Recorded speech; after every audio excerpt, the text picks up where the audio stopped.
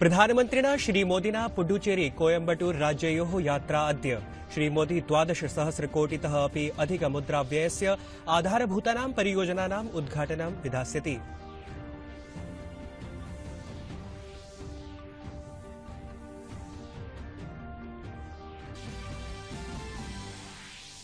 गृहमन्त्री अमित शाह अद्य श्रीमतः शंकरदेवस्य जन्मस्थलीं बताद्रव मठं यास्यति।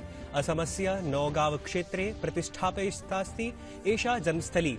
तत्रासौ 88,100 कोटिमुद्रायाः व्ययेन सम्पत्स्यमानानां परियोजनानां शिलान्यासं चापि विधास्यति। भाजपाध्यक्षः जेपी नड्डा अद्य पश्चिम बंगालस्य यात्रां विधास्यति। कोलकातायां लोखो सोनार बांग्ला घोषणापत्र क्राउड सोर्सिंग इति कार्यक्रमस्य शुभारम्भं चापि करिष्यति।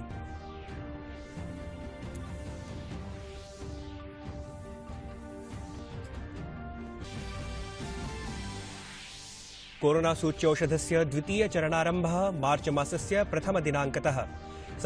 संघोषितेभ्यः विशिष्ट आयुर्वर्गेभ्यः प्रशासनिक चिकित्सालयेषु निःशुल्कं प्रदास्यते सूच्यौषधसेवा। इतरेषु चिकित्सालयेषु अल्पमूल्ये सेवेयं प्रदास्यते।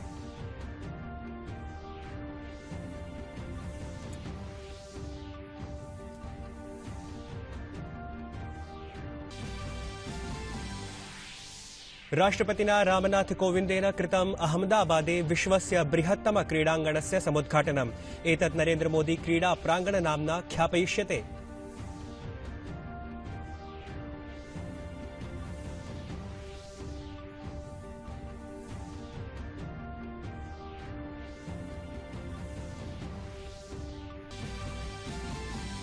अथ क्रीडावार्तासु तृतीय क्रिकेट निकष स्पर्धायां भारतस्य भद्रतरं प्रदर्शनम्। प्रथमवारं भारतीय क्रीडकैः सचेततया क्रीडितुं प्रयासः कृतः। शुभमान गिलः 11 धावनाङ्कान् समर्ज्य ऑर्चरेण बहिष्कृतः। प्रथमदिवसे क्रीडासमाप्तिं यावत् भारतेन त्रिक्रीडकहानिपुरस्सरं 99 धावनाङ्काः समर्जिताः। अभिवादये, अहमस्मि नीतीश भारद्वाजः। अत्र भवतां भवतीनां च स्वागतं डीडी न्यूज वार्ता प्रसारणेऽस्मिन्। अथ वार्ताः विस्तरेण। प्रधानमन्त्री नरेन्द्र मोदी अद्य तमिलनाडु पुडुचेरी इति राज्यद्वयस्य यात्रां विधास्यति, यत्र नैकासां परियोजनानाम् उद्घाटनं करिष्यति। दक्षिणभारतस्य मैनचेस्टर समानं कोयम्बटूर नगरं प्रधानमन्त्रिणः स्वागतार्थं सर्वविधं सज्जं वर्तते। सर्वविधाः सुदृढ सुरक्षा प्रबन्धनाश्च तत्र प्रकल्पिताः सन्ति। स्थानीयः अवकाशश्च समुद्घोषितः अस्ति। अत्रान्तरे श्रीमोदी 12,000,000,000-तः अपि अधिकमुद्राव्ययस्य आधारभूतानां परियोजनानाम् उद्घाटनम् अथ विभिन्नानां परियोजनानाम् आधारशिलां स्थापयिष्यति। सममेव निर्मिताः परियोजनाः अनेन राष्ट्राय अर्पिष्यते।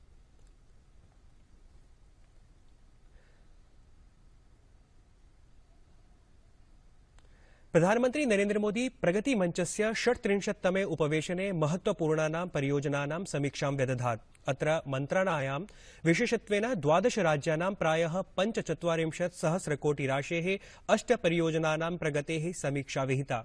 इत्थं साम्प्रतं यावत् उपवेशने अत्र आहत्य 14 लक्ष कोटितोप्यधिकानां परियोजनानां कार्यक्रमाणां च समीक्षा विहिता।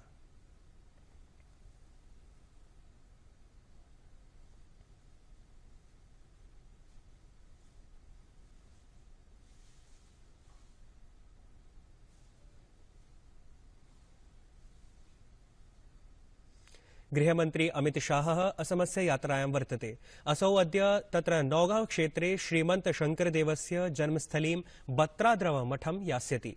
सममेव मठस्य विकासाय सौन्दर्यीकरणाय च 88,100 कोटिमुद्रायाः व्ययेन सम्पाद्यमानानां परियोजनानां शिलान्यासं चापि विधास्यति।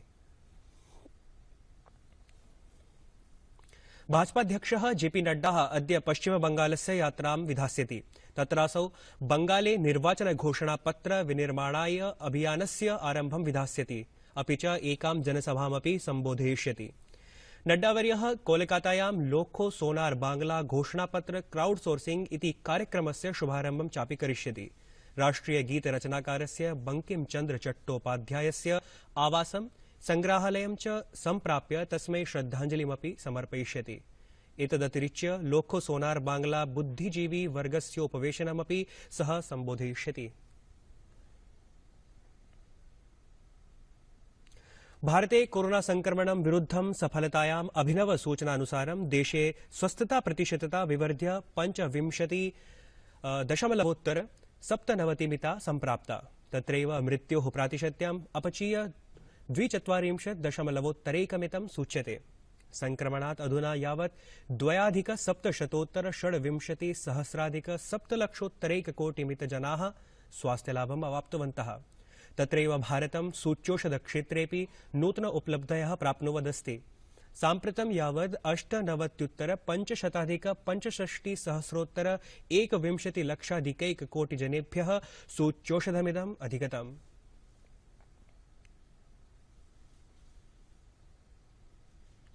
केन्द्रप्रशासनेन गतदिने कोरोना सूच्यौषधम् अवलम्ब्य बृहत्तमः निर्णयः गृहीतः अस्ति। प्रशासनेन प्रोक्तमस्ति यत् 45 आयुवर्गात् ज्येष्ठानां रोगिणामपि 6 वर्षतः अधिक आयुवर्गाणां सर्वेषामपि देशस्थानां सूच्यौषधीकरणं विधास्यते। एतत् सूच्यौषधं प्राशासनिक केन्द्रेषु निःशुल्कं प्रदास्यते। केन्द्रीय मन्त्री प्रकाश जावडेकरः प्रत्यपादयत् यत् 10,000 प्राशासनिक चिकित्सालयेषु 20,000 संख्याकेषु प्राशासनिक इतर चिकित्सालयेषु च मार्च मासस्य प्रथमदिनाङ्कतः कार्यमिदं प्रवर्तयिष्यते। केन्द्रीय मन्त्री एतदपि समसूचयत् कि 1 मार्च से यानी अगले सप्ताह से सोमवार से 60 से ज्यादा उम्र जिनकी है और ऐसी संख्या 10 करोड़ से भी ज्यादा है, ऐसे सभी लोगों को और 45 से ज्यादा उम्र जिनकी है लेकिन जिनको कोमॉर्बिडिटी है, कोई ना कोई दूसरी बीमारी है, ऐसे 45 से ज्यादा उम्र वाले लोगों को भी 1 मार्च से टीकाकरण किया जाएगा। 10,000 सरकारी केंद्रों पर।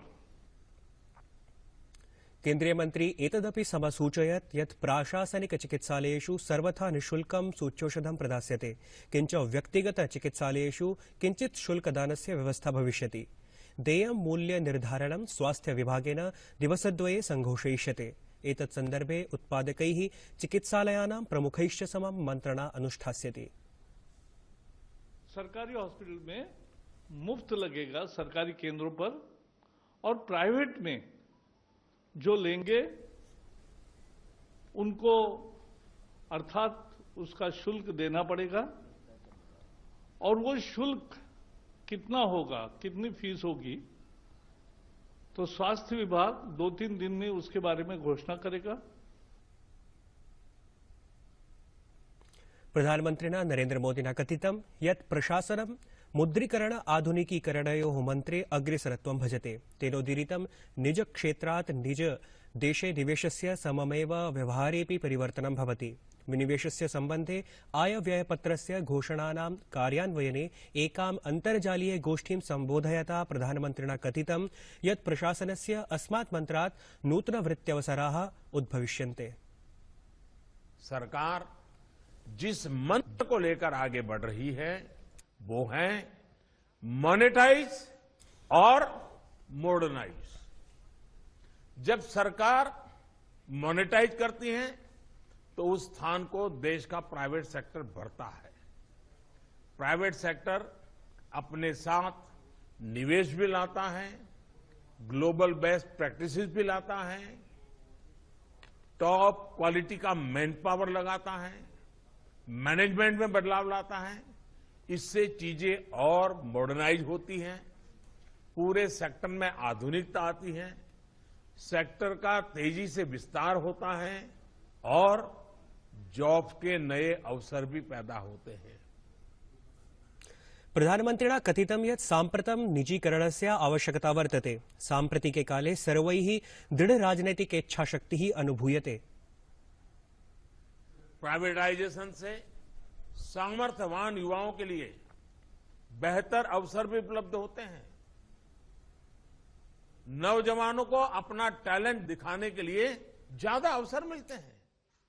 साथियों, देश के हर एंटरप्राइज को एफिशिएंट बनाने के लिए transparency, accountability, rule of law, parliamentary oversight और मजबूत राजनीतिक इच्छा शक्ति आज आप स्पष्ट रूप से अनुभव करते होंगे। इस बजट में पब्लिक सेक्टर एंटरप्राइज के लिए जिस नई पॉलिसी की घोषणा की गई है, उसमें भी हमारा ये इरादा साफ साफ दिखता है। केन्द्रीय जलवायु पर्यावरण मन्त्रिणा प्रकाश जावडेकरेण संयुक्त राष्ट्र सुरक्षा परिषदि निज वक्तव्यं प्राकाशितम्। जलवायु परिवर्तन विषये निज वक्तव्यस्य शुभारम्भम् असौ शुक्ल यजुर्वेदे सम्पठितं मन्त्रोच्चारपूर्वकं कृतवान्। यजुर्वेदस्य शान्तिपाठात्मके मन्त्रेऽस्मिन् सृष्टेः समस्ततत्त्वैः विहिता शान्तेः प्रार्थना वर्तते। दौहम शांति, अंतरिक्षम शांति, पृथ्वी शांति, आपा शांति, औषधय शांति, वनस्पतीय शांति, विश्वदेवा शांति, ब्रह्मम शांति। सर्वे भवन्तु सुखिनः, सर्वे सन्तु निरामया, सर्वे भद्राणि पश्यन्तु, मा कश्चित् दुःख भाग् भवेत्। ओम शांति शांति शांति। राष्ट्रपतिना रामनाथ कोविन्देन अहमदाबादे विश्वस्य बृहत्तम क्रीडाङ्गणस्य समुद्घाटनं कृतम्। एतत् नरेन्द्र मोदी क्रीडा प्राङ्गण नाम्ना ख्यापयिष्यते। नवनिर्मिते अस्मिन् क्रीडाङ्गणे 32,000 दर्शकानाम् अवस्थानसुविधा विद्यते।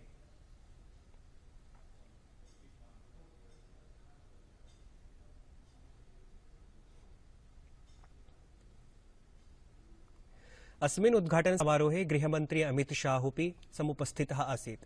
गृहमन्त्रिणा प्रोक्तं यत् नरेन्द्र मोदी क्रीडाङ्गणे खेलैः साकं क्रीडकाणां समुचित व्यवस्थाः सन्ति। अपि च श्रीमोदिना क्रीडाङ्गण माध्यमेन खेलजगति उपायनं प्रदत्तम्। जिला और अहमदाबाद ग्रामीण जिला के 600 स्कूलों को हम इसके साथ जोड़ने वाले हैं, जिनके पास अपने प्लेग्राउंड नहीं है। इनके पास अपने प्लेग्राउंड नहीं है, बच्चों को खेलने की सुविधाएं नहीं। अगर बच्चा खेलेगा नहीं तो हारेगा कैसे? वो हार को हजम नहीं कर पाएगा। जीतने का जज्बा कैसे खड़ा होगा? जीतने का जुनून कैसे खड़ा होगा? और ये संस्कार जो बच्चे में रह जाते हैं, वो उसको एक अच्छा मनुष्य बनते हुए रोकते हैं। हम 650 स्कूलों को, 100 से ज्यादा स्कूलों को, लगभग 650 स्कूलों को इस नरेंद्र मोदी स्टेडियम के साथ जोड़ने वाले हैं। 34 बसें उनको लाने ले जाने का काम करेगी।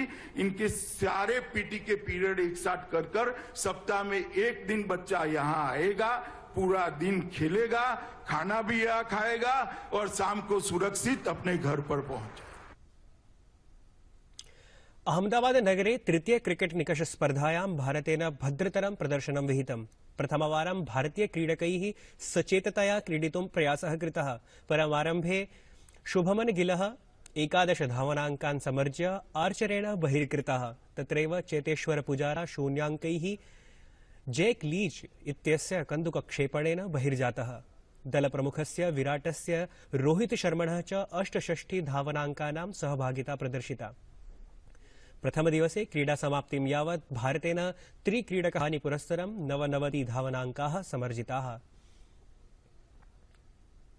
वार्ताः संस्करणमेतत् सम्पद्यते। अधुना अभिनववार्ताभिः सह पुनरुपस्थास्यामः। भूयात् तावत् मङ्गलम्।